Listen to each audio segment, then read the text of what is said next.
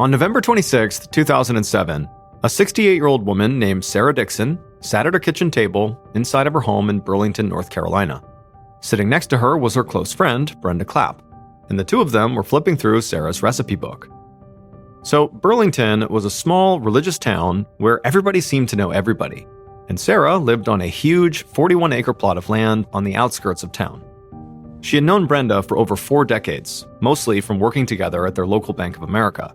Sarah herself had worked there for 42 years, and the people of Burlington had come to depend on her to handle their finances, which was how she got her nickname, the Bank Lady. But Sarah and Brenda were both retired now, so they did simpler things these days, like swap recipes. Sarah turned a page inside of her recipe book, looking for her apple dumpling recipe to give to Brenda. She wanted to share it because it was a perfect holiday dish, and Christmas was coming up fast. But even though the holidays were right around the corner, Sarah had not had time to decorate. She had a busy schedule between spending time with her family and also volunteering around town. Sarah actually had so much to do in her retirement that she still kept a planner, where she wrote all her to-do lists and crossed tasks off as soon as she finished them. And she was in the middle of one of those tasks right now, which was give Brenda a recipe. Sarah finally found the apple dumpling recipe, so she carefully pulled it out of the book and handed the page to Brenda, being careful not to crumple it up. It was important to Sarah to keep her house and her belongings very neat and tidy. She took a lot of pride in being put together, because that's what she felt like her community expected from her. She was Sarah Dixon, the sweet, friendly bank lady, the woman who had everything all together. But there was a lot going on in Sarah's life that her neighbors and acquaintances and the community just didn't see. In fact, that particular day, she had something heavy weighing on her, and she'd been waiting for the right moment to bring it up to Brenda. As Brenda put the recipe in her bag and got up from the table to leave, Sarah suddenly asked Brenda to wait. Then, Sarah told her that she needed a very big favor. Brenda was a bit surprised and asked Sarah, what do you need? And Sarah walked over to a drawer in the kitchen, took out a piece of paper, and asked Brenda to read it and then sign it. Brenda furrowed her brow, but walked over and took the paper, then sat down and began to read it.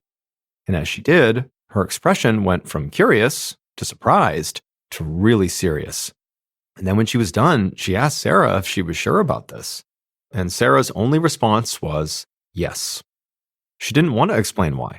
It was just important to her and she had made up her mind. Brenda could tell Sarah was sure, but she was still confused. However, she didn't ask any more questions. She just signed the paper. Then Brenda got up and left, and Sarah crossed off give Brenda recipe in her daily planner. A few days later, on Wednesday, November 28th, Sarah walked out her front door and then down her walkway, which was lined with neatly pruned shrubs. She was on her way to do something that she did fairly often, which was visit a local nursing home. She hopped in her car and began driving through town. And as she did, she saw that everybody was out getting a jump on decorating for Christmas. Her neighbors had trees on display in their windows, and then when she got to Main Street, it was all lit up with twinkling lights and wreaths. When Sarah finally got to the nursing home, she parked, went inside, and then checked in with the nurses like she always did. Then she headed down a hallway and into the same room that she always went to. And in that room was her husband of 20 years, a man named Cardwell Dixon. So, 3 years ago, Cardwell had suffered a series of strokes that left him with limited mobility and dementia. And so Sarah had been forced to put him in a nursing home since he needed around-the-clock medical care. But even though Cardwell now had a whole medical team, Sarah was still really involved in his care. She was his guardian, which meant she was in charge of his day-to-day life, and she also had regular contact with the lawyer who oversaw Cardwell's estate and controlled most of his finances. In public, Sarah tried to look like she was handling all this stuff with her husband very easily. But the truth was, Cardwell's health problems had really upended her. She felt lost and sort of alone without her husband the way he used to be. She did have other family members that lived nearby, which helped a little. She and Cardwell both had kids from previous marriages. Sarah had a son named Mike who was in his late 40s. She was also a stepmom to Cardwell's children, 52-year-old Alan and 43-year-old Dennis. Even though Cardwell's kids were adults by the time she and Cardwell had gotten married, Sarah had worked really hard to be a true mother to his 2 kids and sort of make them feel like they were all one big family. And she felt like she had been successful in doing that. Now, she was also a doting grandmother to all 3 of the boys' kids. Mike lived close by in Burlington with his wife and kids. Dennis and his family lived just 2 doors down from her. And Alan and his 2 daughters did live further away in Virginia, but Sarah stayed in touch with them as much as she could. Still, despite having a lot of her family nearby, there was a lot Sarah had to deal with by herself. Like, for example, her and Cardwell's finances. The nursing home was really expensive, to the point that Sarah actually could not keep up with the bills. So, she'd recently spoken to the lawyer who oversaw Cardwell's estate, and together, they had decided to sell the entire 41-acre property where she lived to continue financing Cardwell's stay at the nursing home. Sarah had been very open with Cardwell that she was doing this, but she didn't really know if he understood her. He could barely speak or really even acknowledge her anymore. But he was still her husband. So, that evening, Sarah helped him eat his dinner and also told him about another major change she decided to make recently. As she spooned food into Cardwell's mouth, she explained that her good friend Brenda had recently stopped by, and Brenda had agreed to do her a huge favor. Brenda had agreed to take over as Sarah's power of attorney, and so that paper she had signed the other day made everything legally official. This meant that if Sarah ever found herself in a position like Cardwell, where she couldn't make personal or financial decisions for herself, Brenda would be able to do it for her. And this was a big deal, because the only way Brenda could actually take over this role of being the power of attorney was if Sarah took that power away from the person who already had it. And that was her biological son, Mike. Now, Sarah loved and respected her son, but over the past few months, there'd been a lot of tension between them, mostly because Sarah didn't get along with Mike's wife. So, removing Mike as her power of attorney was just something she felt like she had to do to protect herself and Cardwell. Sarah said all of this to Cardwell, and she wanted to hear him tell her that she was making the right decision. But unfortunately, her husband's expression remained totally blank. Sarah sighed and finished helping him eat his dinner. Eventually, she said she would see him tomorrow, and then she left and drove back home. When she got there, she parked in the driveway, went inside, and took her shoes off at the door. She immediately noticed that the housekeeper had been there while she was out, because the carpets were freshly vacuumed. She went to her bedroom, got in her pajamas, and then climbed into bed. And as she drifted off to sleep, she took one last look at the baby crib at the foot of the bed. It belonged to her biological grandson, Mike's youngest child. And every time she was babysitting, that's where he would sleep. Even though Sarah knew there was real tension right now between her and Mike, she hoped that soon they could resolve it, which would give her more opportunities to play grandma. By the time Sarah had finally fallen asleep, the house and everything outside was quiet, except for one car that pulled down the street and came to a stop right outside of her house.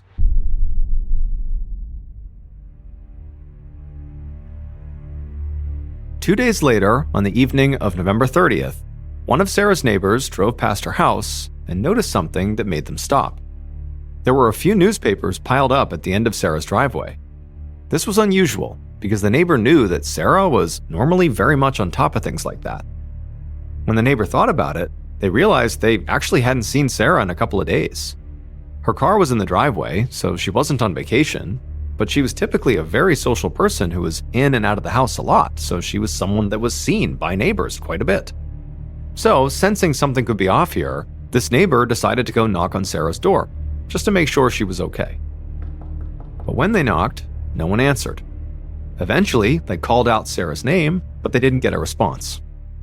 At this point, the neighbor officially had a bad feeling, so they reached out, turned the doorknob, and went inside. Once inside the house, the neighbor called out for Sarah again, but there was still no answer, so they went right and headed down the hallway that led to the bedrooms. But when the neighbor passed the den across the hall from Sarah's room, they stopped. Because unlike the rest of Sarah's very clean house, the den was a disaster. Furniture was overturned, drawers were pulled out of dressers, and their contents were spilled all over the ground. The neighbor knew immediately Sarah didn't do this. Something bad had happened here. The neighbor was having a hard time staying calm, but they forced themselves to still turn around and head towards Sarah's room and just look inside to make sure she was okay. And when they did, they saw Sarah, and she was lying in her bed. But she was covered by a colorful blanket with only a little bit of her hair poking out. The neighbor walked a couple steps closer and realized Sarah was not moving. At that point, the neighbor ran out of the room and called 911.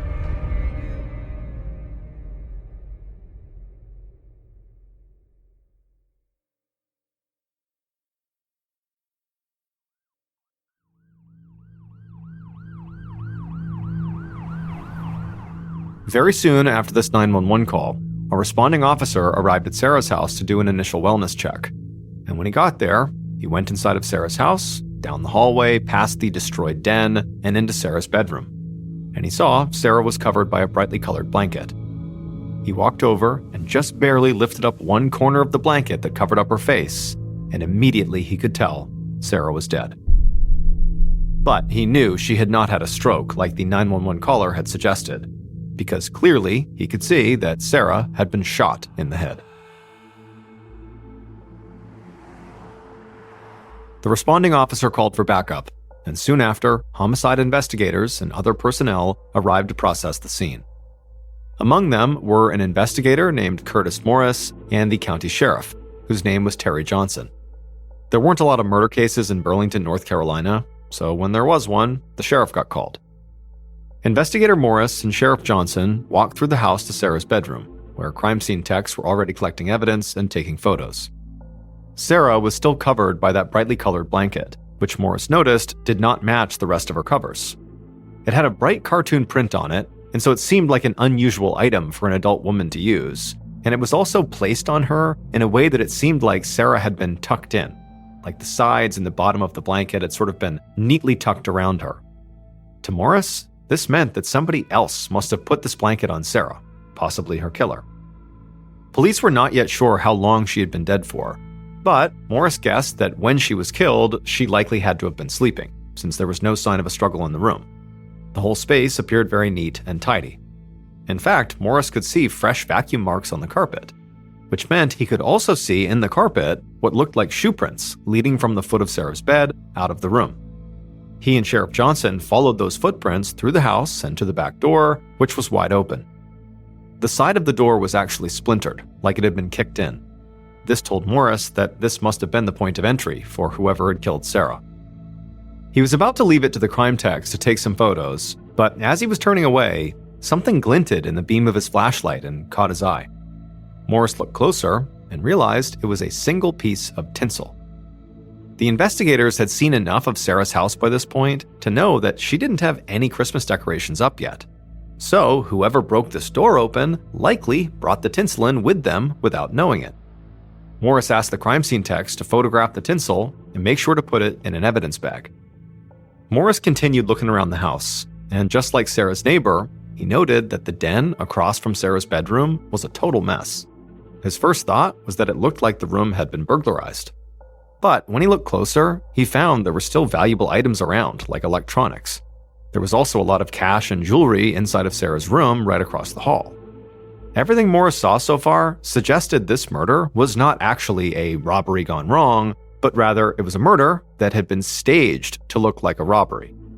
To Morris, it seemed very likely at this point that this was a premeditated and very personal homicide. He hadn't seen a murder weapon, which probably meant that the killer had brought it to Sarah's house and then taken it when they'd left. It also seemed like they must have known Sarah's sleeping habits, at least generally, since she was likely fast asleep when she was killed. Then there was the colorful blanket, which was arranged on top of Sarah as if somebody else had placed it there and sort of tucked her in. Now, if the killer had tucked her in, that act of tucking somebody in is sort of inherently caring, like you're kind of neatly making sure they're comfortable, even though they have just killed her. It's like this very conflicted way of thinking, that perhaps the killer was remorseful or emotional after having killed her, and so they tucked her in as sort of a measure to combat those emotions. But to have those kind of emotions, if you're the killer, suggests you have a real personal connection with the victim. So Morris knew his first order of business was going to be to learn more about Sarah and the people who were close to her. And so while the crime techs continued examining the house, he sent a team of investigators to speak with Sarah's neighbors and friends to gather up some preliminary information. In the meantime, Morris and Sheriff Johnson agreed to start with the person they always started with in a crime like this, the spouse.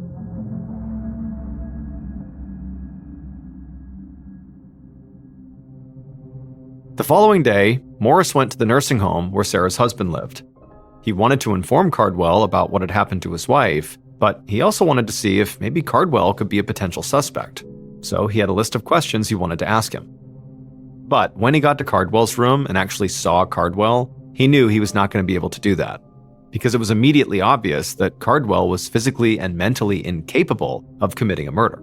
And when Morris informed him that his wife Sarah was deceased, it seemed like Cardwell didn't understand what he was saying. So Morris eventually left the nursing home and simply crossed Cardwell off the list of potential suspects. When he got back to the station, Morris headed straight to the evidence locker.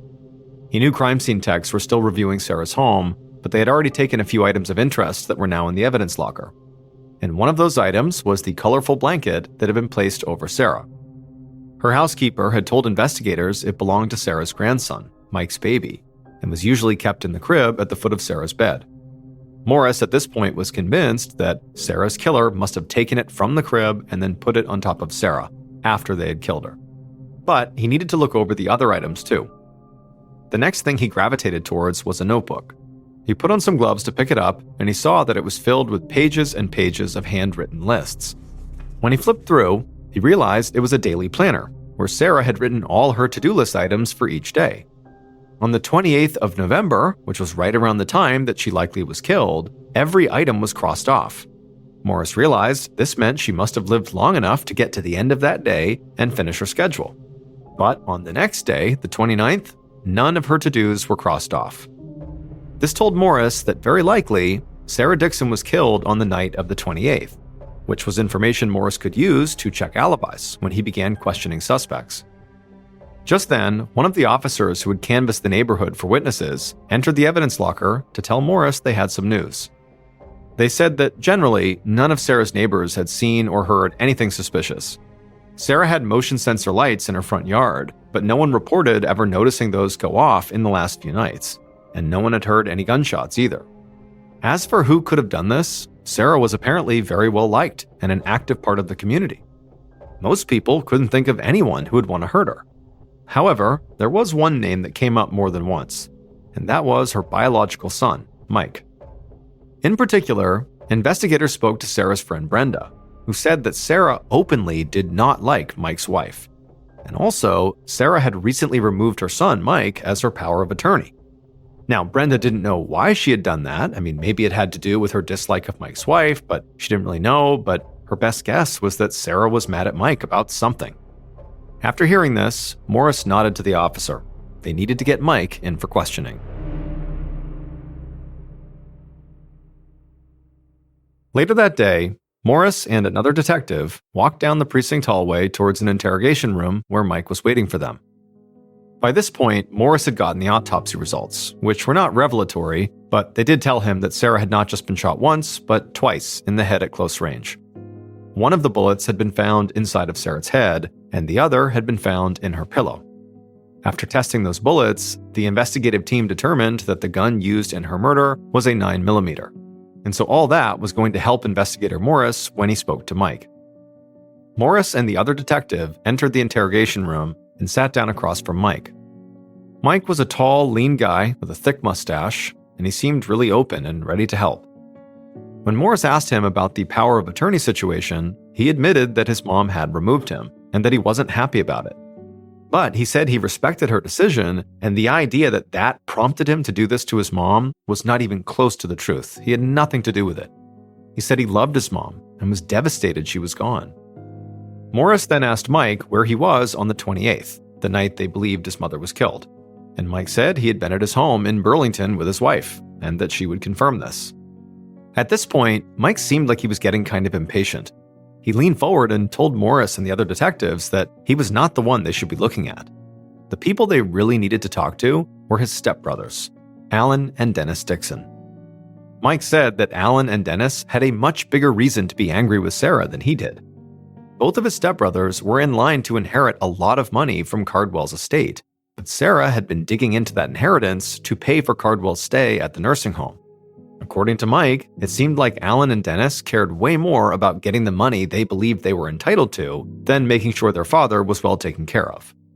Mike said that Dennis in particular was furious at Sarah for putting Cardwell in that nursing home. Mike claimed that Dennis had called Sarah and threatened her multiple times, going so far as to say he would burn her house down. Apparently, Sarah had actually changed her phone number to get Dennis to leave her alone. Now, Morris was already planning to speak with Alan and Dennis since he was investigating this as a personal crime, and Alan and Dennis were the victim's stepchildren. But these accusations Mike was throwing out were really intense, and they definitely made Morris much more interested in speaking to Cardwell's sons a lot sooner. But at the same time, Mike did have a possible motive in the fact that he was removed as power of attorney, and also there appeared to be some sort of fight going on between he and his mom that might have led to that. And also, his alibi could only be confirmed by one person, his wife. And Mike seemed really eager to point the finger at his stepbrothers, which could be a way of deflecting suspicion off of himself. But Morris didn't have any physical evidence against Mike, so for now he let him go, and instead he began looking into Alan and Dennis. That afternoon, Morris approached Dennis's house, which was just 2 doors down from Sarah's. Morris had already spent some time looking into Cardwell's other son, Alan, but he honestly didn't feel like Alan was a very strong suspect. He lived all the way in Virginia, and there was no reason to believe he'd been anywhere near Burlington on the night Sarah was murdered. So, for now, he had put Alan on the back burner and was focusing instead on Dennis. Morris knocked on Dennis's door, and a moment later, it swung open. Dennis stood in the doorway. He was a good-looking, clean-cut guy who moved with a lot of confidence. Dennis invited Morris inside, and they spoke at his kitchen table. Morris started off by asking Dennis what he'd been doing on the night of the 28th, which is believed to be the night Sarah was killed. And Dennis said he'd been home with his wife and daughter. And just like everybody else the police had spoken to so far, Dennis said he had not seen or heard anything suspicious that night, even though he lived so close by. Morris took down all this information, and then he just came out and openly confronted Dennis about the things Mike had said. Like the fact that Dennis was allegedly angry with Sarah for putting his father in a nursing home, and that apparently Dennis had threatened her over it. Dennis admitted that yes, he was mad at Sarah, because he felt like she was spending his inheritance. But he denied threatening her or being even remotely involved in any way with her murder. At this point, Morris knew that either Mike or Dennis had to be lying, because Mike was insistent that Dennis had threatened Sarah, and Dennis was insistent that that wasn't true. Still, Morris didn't know which brother was more trustworthy. They both had potential motives, and they both had weak alibis. But just like with Mike, Morris didn't have any physical evidence or anything that would allow him to arrest Dennis. So all he could do was thank Dennis for his time and walk back out to his patrol car.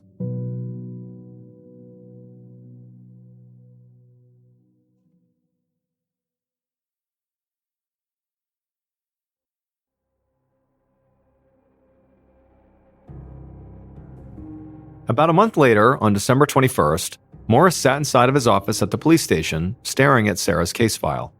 He felt pressure weighing down on him, because over the past month, the police hadn't gotten a single new lead in the case. Morris had checked in with Mike and Dennis's wives, and they had both confirmed their husbands' alibis, so Morris couldn't prove that either one of them was at Sarah's house at the time of her murder. And neither Mike nor Dennis changed their story, and so even though it seemed fairly obvious one of them was lying, there wasn't any information to show who was. And so as a result of that, Morris had decided he needed to keep his mind open to other possibilities and not just get locked in on Mike and Dennis. So he'd continued to interview other people who knew Sarah, and he also had repeatedly checked in with the forensic team that was still combing through Sarah's house. But despite all that, no new information had surfaced. Meanwhile, the local community had become increasingly paranoid and upset. Sarah's murder had created a lot of fear and tension inside of Burlington, because everybody knew that whoever killed Sarah was still on the loose. So now, as Morris reviewed the case file for what felt like the 1,000th time, he was frustrated. He still felt like the crime had to be personal, but he hadn't been able to directly connect any of Sarah's family members or friends to the crime scene. The only real pieces of evidence he had were the 9mm bullets that killed Sarah, but they still had yet to find a murder weapon, and then also the tinsel that was found at her back door. And so far, no one had looked that closely at the tinsel. And so Morris decided if tinsel was all he had right now, then he needed to make the most of it. He grabbed his phone and called the county crime lab. When a tech picked up, Morris's first question was, how do you test tinsel? He didn't know if every piece of tinsel was the same, or if there was something distinctive that would allow them to differentiate one piece from another. The lab tech said they really didn't know, but told Morris to send over the evidence anyways, and they would see what they could do. So Morris hung up, then found a few of his deputies in the station and told them they had to go do some tinsel collection while everybody in Burlington still had their decorations up. So Morris and his team went all over Burlington, going door to door, collecting every bit of tinsel they could from everybody who had it in their home. Then he sent dozens and dozens of samples to the crime lab. And for the next several months, Morris waited and waited to hear back about the tinsel, but he didn't hear a word from the crime lab. Morris felt stuck. He had a few key details, like bullets from a 9mm gun, a bright blanket draped over the victim like it was tucking her in, and a family with clearly a lot of internal conflict. But he didn't have enough information to arrest anybody. And so slowly and frustratingly, the case went cold.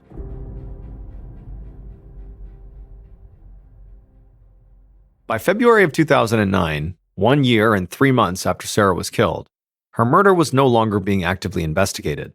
But Morris was still thinking about it constantly. So he was ecstatic when Sheriff Johnson called him into his office and told him they needed to give Sarah's case another shot. He assigned Morris to investigate Sarah's death as a cold case and to work on it full-time along with another detective.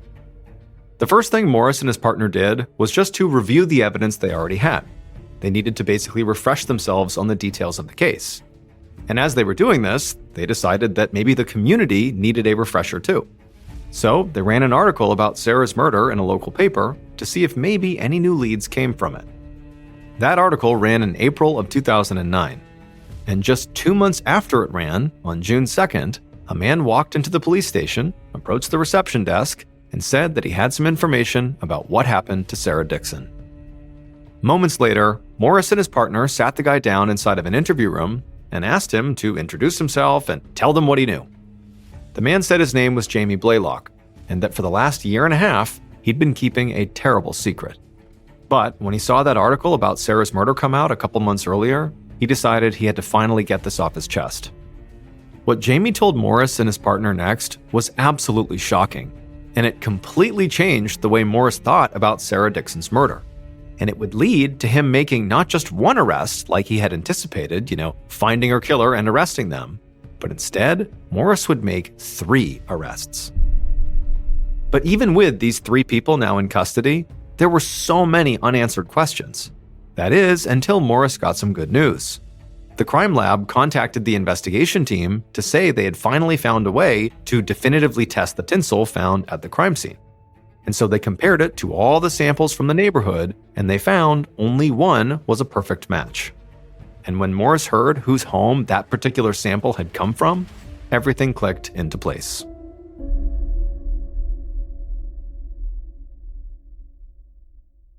Based on Jamie Blaylock's tip, a later confession, and also evidence collected by investigators, the following is a reconstruction of what police believe happened to Sarah Dixon on November 28, 2007.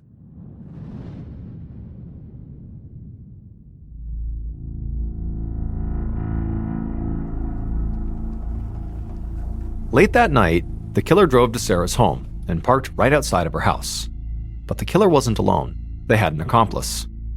So the pair got out of the car, and instead of going through the front door, which again would activate the lights, they followed a very precise path around the side of the house and into the backyard. And then once they were back there, they stacked up right outside of the back door. They looked at each other and acknowledged they were ready. Then, one of them kicked open the back door. They both went straight into the house and right to Sarah's bedroom. There, without hesitation, one of them pulled out a 9mm gun wrapped in a towel to try to muffle the sound. Then they raised the gun up, aimed it at Sarah's face, and fired twice. Once Sarah was dead, the killers decided they needed to do something to cover their tracks. So they moved into the closest room, the one across the hall from Sarah's, and they messed it up as much as they could. They figured this would make it look like a robbery, and nobody would realize what this really was, a cold-blooded execution. After they were done, they left the house, got back in their car, and drove off. But later that evening, a third person entered Sarah's home. This person also came in through the back door, which by this point had been kicked open. But as they entered, they accidentally brushed up against the jagged broken door frame, and the shards of wood caught a piece of tinsel that they didn't know was stuck to their pants. This third person did not realize this had happened with the tinsel and just continued on to Sarah's bedroom. When they got there, they stood by her bed and stared at her lifeless body. Her death was what this third person had wanted and planned for, but it was still shocking to actually see it in real life. And so in a way, this third person felt really bad. And so they knew that Sarah loved her grandchildren very much, so they took her grandson's blanket from the crib at the foot of her bed and draped it over her body and tucked her in, and then they left. When Morris learned about all of this, he was shocked. Because the entire time he'd been investigating Sarah's murder, he believed it was a personal crime committed by someone who knew her well. But he'd been wrong. The truth was, the people who broke into Sarah's home and shot her were complete strangers. They were a 34-year-old man named Thomas Friday and a 19-year-old man named Matthew Fields. However, they committed this crime because the third person, the last person to go into Sarah's house after the crime, had paid them to do it. This third person did know Sarah personally. She had been like a mother to them for years, and they desperately wanted her to die. That third person was Sarah's stepson, Dennis Dixon. It would turn out Mike had been telling the truth when he said that Dennis was furious at Sarah for putting his father in a nursing home and spending the money he was supposed to inherit. But that wasn't all that Dennis was angry about. He was even more mad that Sarah and the lawyer had chosen to sell the property she lived on to continue to finance Cardwell's stay in the nursing home. Specifically because the home that Dennis lived in, that was just 2 doors down from Sarah, was actually on the 41 acres of land that she was going to sell. So, Dennis knew that if that sale went through, he, his wife, and his kids could potentially lose their home. And he decided that the only way to avoid this was to get rid of Sarah for good. When the tipster, Jamie Blaylock, had come into the police station, he'd explained that he was friends with both Dennis Dixon and Thomas Friday. And he'd said that just a few months before Sarah was murdered, he'd overheard Dennis tell Thomas that he wanted Sarah out of the picture, and he would pay someone to kill her. And once investigators had Thomas's name, they learned that he owned a 9mm pistol, which would be confirmed to be the murder weapon. Investigators also looked into Thomas and Dennis's phone records as well as bank accounts, and they were able to confirm that Dennis had promised to pay Thomas $10,000 for the murder. As for Matthew Fields' involvement, he was Thomas's ex-girlfriend's son, and Thomas had convinced him to be his accomplice in exchange for a portion of the $10,000. However, despite knowing that those two were directly involved in this murder, prosecutors were never able to conclusively prove whether it was Thomas or Matthew who actually pulled the trigger. As for the tinsel, once the crime lab was able to figure out a conclusive way to test it against other samples, they discovered that conclusively it could only have come from one place, Dennis Dixon's home. Matthew Fields was arrested, convicted of conspiracy to commit murder, and sentenced to 21 years in prison. Dennis Dixon and Thomas Friday were both found guilty of first-degree murder and received life sentences without the possibility of parole.